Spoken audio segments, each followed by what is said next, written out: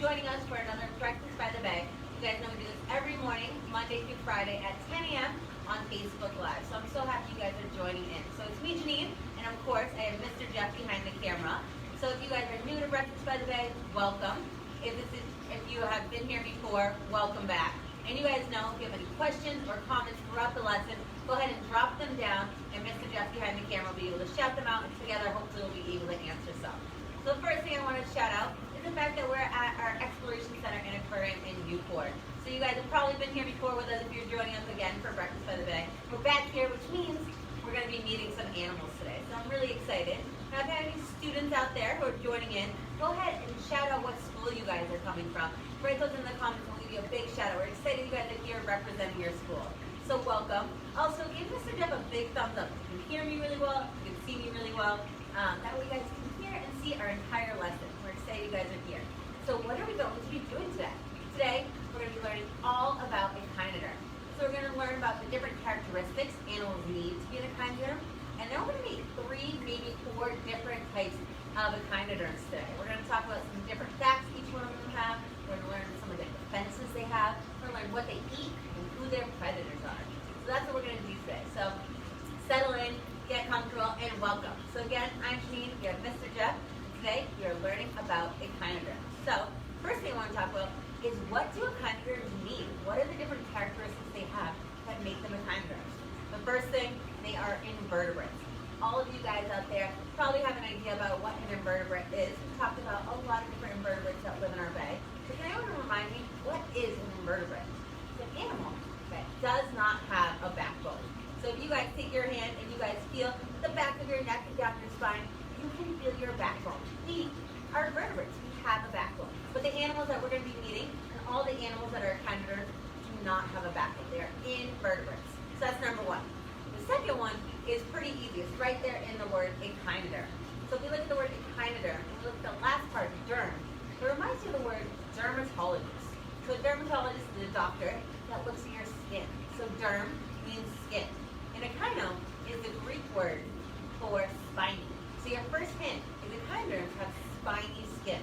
So can anyone out there start to think of any animals that live in our bay that might have spiny skin? It's your first clue. So echinoderms have spiny skin. The next thing they have is they have pentaradial symmetry. So the word penta reminds you of the word pentagon. It's that building that has 5 sides on it. So pentaradial symmetry is animals that have 5 similar body parts. So humans, me, you, we all have bilateral symmetry, which means if you were to cut me in half, you would see 2 similar sides. If you were to split me right down the middle, I still have 2 eyes, 2 ears, 2 hands, 2 arms, 2 legs. So right down the middle, I have 2 similar sides. Animals that have pentaradial symmetry will have 5 similar sides, and they'll be able to divide it into 5 equal parts. So that's your second clue. Now that you guys know that it's spiny skin and pentaradial symmetry, is anyone out there able to guess some echinoderms we might have in our bay? The next thing you need to be an echinoderm is how do they move? So the way that we move is we have a cardiovascular system. Our heart pumps a lot of blood to our bones and our muscles and helps us move. So we have a cardiovascular system to help us move. They have a water vascular system. So what do you think they're pumping through their body to help move them if they have a water vascular system? Water. They live in the bay, so they're sucking in a ton of water and they're able to help move their body by moving that water through their water vascular system. Now the water vascular system also includes 2 feet. So all echinoderms have 2 feet that help them move, protect themselves, and find food. So they take that water vascular system and they're able to move it through their 2 feet. So all of our echinoderms also have 2 feet. The last thing is all echinoderms are nocturnal. What does it mean if you're nocturnal? If you're a nocturnal animal, that means you are most active at night. So if you wanted to go out into our bay and you wanted to look for some of these animals that are going to be echinoderms, you would want to go out to our bay at night. Awesome. Now, what we're going to do today is we have now learned all about the phylum echinoderms. So to be an echinoderm, you have to have all these different characteristics.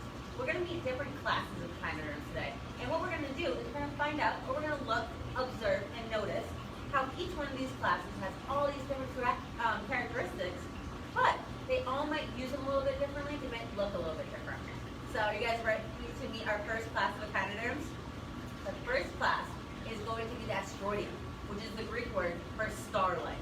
So, was anyone able to guess what our first echinoderm was going to be today? Come check it out. So today, we are going to be meeting our sea stars. So the first sea star I want to introduce you guys to, our first echinoderm, is our Forbes sea star. This is the most common sea star we have in our bay. And as you check them out, the first thing you probably notice is that pentaradial symmetry. So as we're looking, you can see that all 5 of these body parts are similar. And if they were to be divided, they would be equal. What's really cool about all these body parts is each one of these arms has the same amount of organs inside of them. Really cool. Awesome. So as we look at him, the next thing I want you guys to notice is that spiny skin. So as we look at that spiny skin, you can see all those spikes, and the spiny skin is a specialized exoskeleton. You guys have heard the word exoskeleton when we talk about crabs, lobsters, and shrimp. So that exoskeleton is a specialized shell where they take calcium carbonate out of the water to make that hard body. Our sea stars are doing the same thing. They're taking that calcium carbonate out of the water to make this hard, specialized exoskeleton, to make that spiny skin. Now, some sea stars don't just have this spiny skin.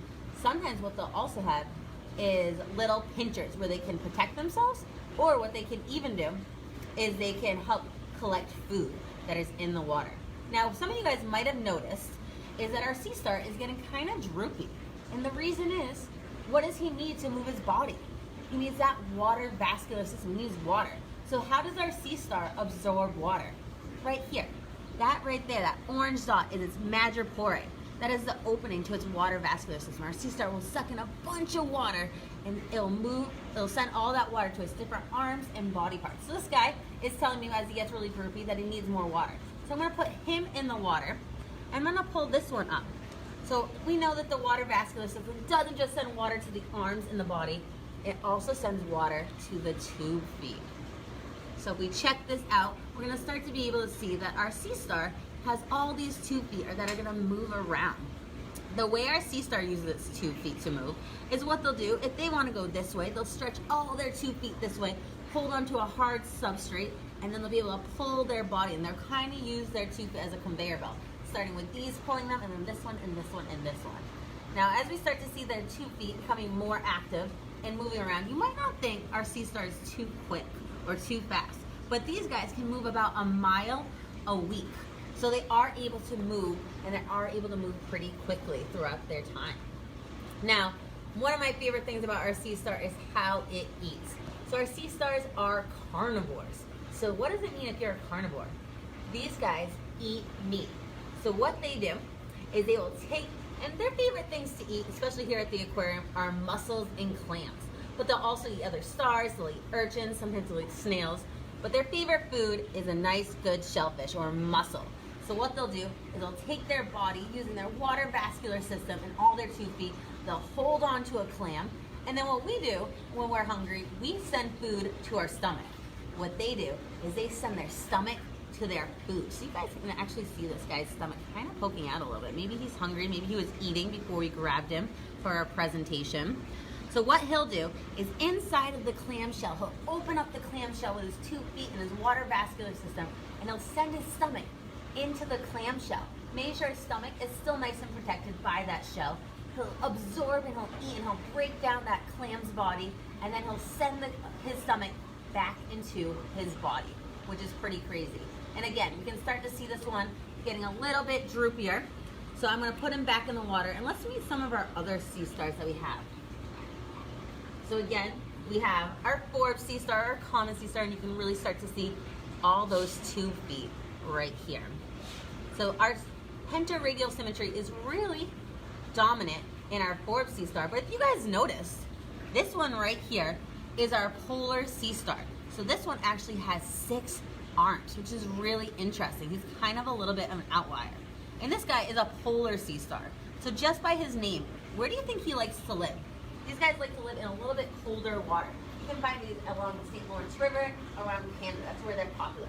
But another one I want to introduce you guys to is our margin sea star. So it's called the margin sea star because along the line, or you can see on their outline, you can see a line, kind of like a margin.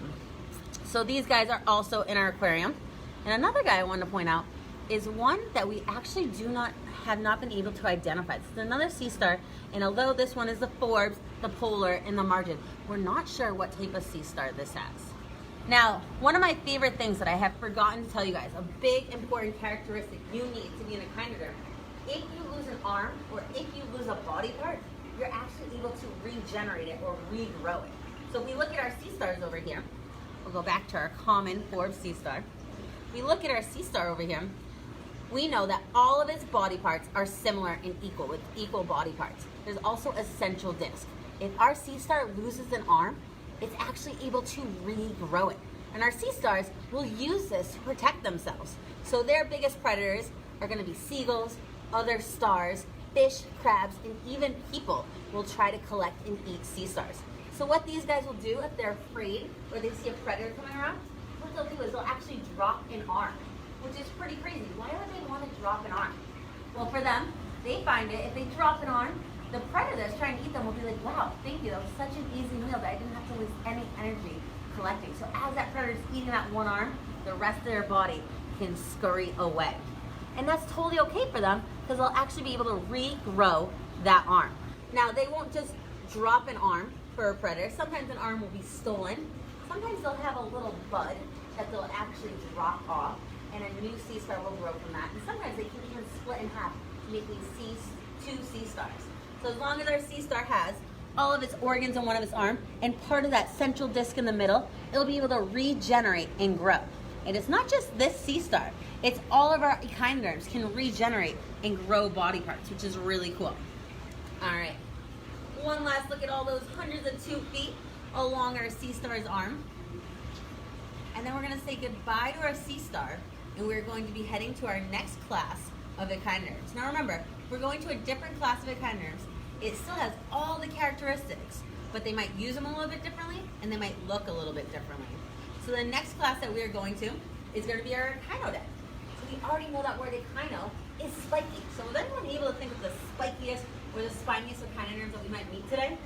We are going to be meeting our sea urchins. So these guys are definitely the spikiest echinoderms that we can find. And as we look at them, the first thing you can totally see is all those spikes. So you can really see where they're getting that spiny skin name. They also have an exoskeleton using that calcium carbonate to pull out of the water. And remember I told you, they have to have that pentaradial symmetry.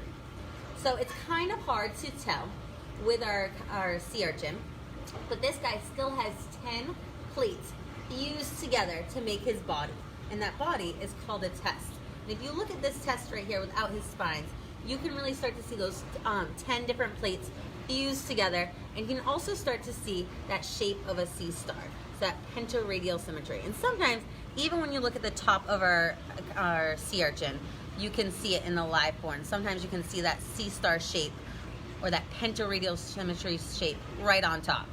So we have that pentaradial, we have the spines, and these spines are really useful. The sea urchin uses it to move around. They use it to protect themselves.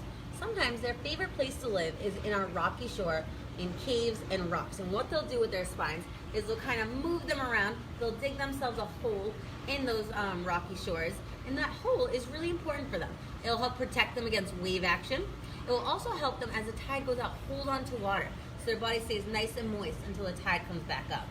Now, as I've been talking, maybe some of you guys have started to notice all these spines moving. How are they moving if they're echinoderms? They have that water vascular system where they're able to suck in water. And these guys also have a madrepore right on top. It's not a bright orange dot, so it's a little harder to tell, but they are sucking in that water and they're able to move all their spines. And if we look into the water, maybe we'll start to see our sea urchins aren't just moving those spines, but they have 2 feet, because all echinoderms have 2 feet. And these guys will use their 2 feet as well to move around, to hold onto the rocks and collect food. Next thing I want to show you guys about our echinoderms, or about our sea urchins, is these guys have 5 teeth. So these guys are herbivores. If you're a herbivore, that means you eat plants. So these guys are scraping off a lot of algae on the side of rocks along the rocky shore, and you guys can start to see those 5 teeth. Remember, pentaradial symmetry. Their body is going to be the shape of 5. So you can see those 5 teeth that they use to scrape off of algae. And as they scrape the rocks looking for algae, they are self-sharpening their teeth, so they'll always be able to look for food. Now, it's not easy being a echinoderm, and it's not easy to be a sea urchin because everyone wants to eat a sea urchin. Other stars will eat sea urchins, fish, crabs, the seals that come into our bay. A lot of times we'll see sea otters eating a lot of our sea urchins, especially if you're looking at sea urchins on the west coast. You see a lot of sea otters. And people will eat sea urchins as well. Now, if a seagull wanted to eat a sea urchin, how do you think they would get into its body? Well, just like some hard shells, they'll take that body, send it to a hard surface, maybe a parking lot, drop it down, and let that hard surface do the work, letting them crack in and get into that gooey body on the inside, its visceral mass. And then also maybe some of the eggs that are inside of it. Fish in our bay, like our pufferfish, actually have some really cool adapted behaviors. What they'll do is they'll actually take a suck of water, they'll blow it out, and sometimes they can flip over the sea urchin. If you guys were noticing, around its mouth, there aren't as many spines. So they'll flip it over, allowing them to break into the sea urchin. Miss Reagan has a question. Hi, Miss Reagan. She wants to know, do the tube feet hurt if they stick to you? No, the tube feet are really powerful. They can really stick onto those rocks, which is what they need if a predator is trying to pull them off, or if a wave's trying to crash them off of their habitat. But if they were to stick onto us, it would take a little bit of time for them to stick onto my hand. But if they were, it would not hurt. These guys, you can't really see their tube feet coming out. Maybe in this one a little bit. But these guys are also echinoderms. So we know that if they break one of their spines, what can they do? They can regenerate it. They're able to regrow their spines throughout their lifetime, which is pretty cool. So here's another class of our echinoderms that have all those characteristics, but they look a little bit different and they use them a little bit differently. All right, we are ready to move on to our next class of echinoderms. We are headed over to our Freudia. And this one means snake-like. So the Greek word is snake-like. So come check them out and see if maybe you can identify why they're named after snakes.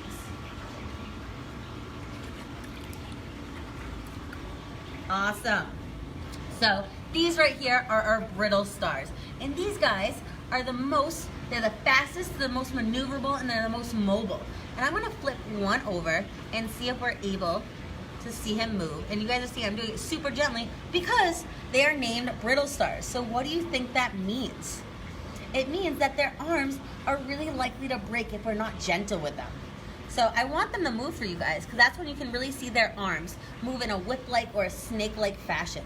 What they'll do is whatever direction they want to move in, this will be their leading foot, and the rest of their arms will kind of act like they're rowing, and they'll propel them forward, and they'll help them move along. Now they are really brittle, so I have to be careful. I cannot move their arms up or down, but they are able to move their arms side to side. Now, when you look at these guys, you can totally see that pentaradial symmetry. You can see those 5 different parts with the central disc in the middle. Now, what makes these guys a little bit different from our sea stars is if our sea star lost a whole arm, it has all of its organs in that arm. It's able to regrow maybe another sea star just from one arm. But these guys, you guys can start to see them moving. See that one arm is the leading arm and the rest are kind of propelling it forward. If these guys wanted to change direction, if it all of a sudden wanted to go this way, this would become its leading arm and the other arms would start to do the rowing motion around it. So what makes these guys a little bit different from our sea stars is they only have their organs in the central disc. So they do need their central disc to regrow. So they wouldn't be able to turn into 2 different brittle stars. They would only be able to regrow from the central disc. And because they're brittle, they do lose their arms pretty often. Awesome, Mr. Jeff is showing you that one that's trying to flip himself over. So our brittle stars, if even they have just one arm, they will be able to survive, collect food, and maybe protect themselves, hide, camouflage themselves until they're able to regrow those arms. Now, how long does it take to regrow an arm? Depending on their size, it can take a few weeks, a few months, or if they're really big, like maybe some of our sea stars, it can take all the way up to 2 years. Now, what makes these guys a little bit different as well, they're still moving using their water vascular system, but their water vascular system, instead of being right on top, like our sea stars and sea urchins, their water vascular system is underneath them. It's at the bottom next to their mouth. Now these guys, They also use that water vascular system to move their body and to move their tube feet, but their tube feet do not have suction cups. So these guys aren't sticking to rocky shores or to hard surfaces. Where they're gonna hang out is they're gonna be hanging out underneath rocks. They're gonna be hanging out maybe in sponges or seaweed or even camouflage underneath the sand. So their biggest defense is going to be camouflaging themselves underneath the sand, underneath rocks. But just like the sea star, if they need to, they can drop an arm. Because remember, they're echinoderms. So if they need to, they can regenerate those body parts, which is really important if you're a brittle star. You're very likely to break your arm. Now, what is going to eat these guys? Smaller fish, crabs, other sea stars are going to eat them. But what they like to do is they're scavengers. So what they're going to be doing is they're going to be looking for anything they can find. They'll be trying to collect plankton out of the water. They'll be collecting a lot of organic matter, a lot of detritus that's on the bottom of the floor. And they'll be kind of acting like vacuum cleaners, helping clean up that food on the bottom of the floor, help cycle all that nutrients and become part of the food chain, which is pretty sweet. So again, we're meeting another class of our echinoderms that have all those characteristics, but they show them a little bit differently. All right, we are ready to move on to our next and our last echinoderm. And this one is one of my favorites and probably one of the least known. We are headed to the Holothroidia, which is a Greek word for hole. And it's called hole because let's come take a look at him. All right, so it's called hole because he doesn't really look like he has that pentaradial symmetry. We are going to be meeting a sea cucumber, which looks like a cucumber. He's very worm-like, so he has a whole body. And we can't really see that pentaradial symmetry until we kind of dissect him and look inside of his body. But luckily today, what we have is we have one that has been preserved. So we have a really good view of a little bit of his insides because just like our other echinoderms, they have 2 feet. And this guy, he has 2 feet along the bottom of his body to help him walk around the sand. But he also has 2 feet that are specialized, that come out of his mouth and help him collect food. So he's a suspension feeder. So he'll try and collect whatever food he can find floating in the water. And when he does that, he lets all his 2 feet come out of his mouth. So let's check it out. So this right here is a preserved sea cucumber. And right here are all those specialized 2 feet that it uses to try and collect some of its food. Also, along its body, especially, I can tell this is the bottom of his body because this is where I start to see a lot of those specialized 2 feet. And this is what he'll use to walk around the bottom. Now, he doesn't really look like much. You can start to kind of see that pentaradial symmetry when you're looking at where his 2 feet are. But again, he looks more like a worm, more like a sea cucumber. He looks more like a whole body. So he still has that characteristic, but he looks a little bit different. Now, everyone's favorite characteristic about an echinoderm is if they can regenerate their body. And this guy is my favorite. The way he can defend or protect himself from predators is what he'll do is he'll actually spit out or he'll eviscerate all of his organs. He'll kind of throw up his organs and give his organs to his predator. Just like the sea star and the brittle star, the predator is going to be like, oh my gosh, thank you for that easy meal that I didn't have to work hard for. And then the sea cucumber can slowly get away. Sometimes the sea cucumber will even hope when he throws up his body that he'll scare the predator away. Now, it's a big deal to drop an arm or to eviscerate all of your organs because remember, it does take a lot of energy and a lot of time to regrow them. But it's a lot better to have to try and hide and regrow your organs than to get eaten. So that is his defense, which is really cool. And he's going to get eaten by other fish, other crabs, and even people will like to eat sea cucumbers. What this guy likes to eat, I already told you guys, he'll use those 2 feet out of his mouth to try and collect plankton and organic matter floating in the water. But he's like a worm. What he'll really do is he'll eat all the sediment off the bay bottom, pulling out all the organic matter on the bottom, and then he'll leave the sand for us. Now what's really cool is this guy, even though he's so small, can probably eat about 100 pounds of sand in 1 year. So they are eating a lot of sand, getting a lot of organic matter, helping cycle all the nutrients along our bay. Awesome. You guys did a great job, and I had so much fun teaching you guys not just about what an echinoderm is and what different characteristics you need to be an echinoderm, but seeing all those characteristics in different classes. So we just met 4 different classes of echinoderms. They all have those different characteristics, but they all look a little bit differently. They all use them a little bit differently. So I had so much fun learning echinoderms with you guys. If you're joining in, you guys might have noticed that we have a worksheet that you guys can follow along. You guys can write some of the answers we have.